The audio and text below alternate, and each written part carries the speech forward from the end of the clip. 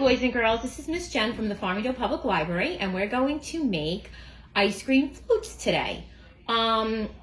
It's something that you could do at home if you'd like. Okay, so I'm going to show you two different ones to make, and you can try it at home. The first one we're going to do is called a jungle float, and the other one is called an orange cream float. Okay, so we're going to start with the jungle float, and I'll tell you what you need. You need a clear glass. Okay, you could even use a mason jar, anything that's clear, and you could put the ice cream float in it. Then the jungle float calls for either vanilla or chocolate ice cream. I chose vanilla, but you could use either one. You're going to need some chocolate syrup. You're going to need some whipped cream. Okay, and then it's really the garnish. And you're going to need club soda or a seltzer. And then it's the garnishes, okay, which I chose to use marshmallows and cookies and cherries. But you can use anything you want. A lot of people use the animal cracker cookies, which is why it's called the jungle float. You can use chocolate chips. You could use nuts if you're not allergic. You could really use anything that you'd like. Okay, so we're going to get started with the jungle float. So I'm going to take my cup, and you're going to open the syrup. And you're going to put a bunch of syrup at the bottom to kind of coat it a little bit. So we're going to do that, a little bit at the bottom. Okay, and I'm going to close that up.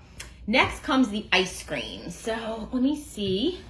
This calls for 3 scoops, but you have to see how big your cup is and how many scoops you want. So let's take a look. I'm going to do 1. I'm going to do 2. I'll try to do 3. Okay, stick that in there. Okay, next up after my ice cream is going to be the club soda, and it says 1 cup chilled, but I'm just gonna kind of eyeball it, but when you're doing it at home, you can do 1 cup. Okay, I'm gonna start putting some in, and it gets all bubbly and fizzly, and it's really a nice thing. Okay, so I have that in. After that comes the fun part, okay? We're gonna do our whipped cream. Let's put some whipped cream, shake it up. Some whipped cream here. I'm gonna pour some on there, and it's gonna sink a little bit, but that's okay. Okay, and then my garnishes. I'm gonna break up some of my cookies here.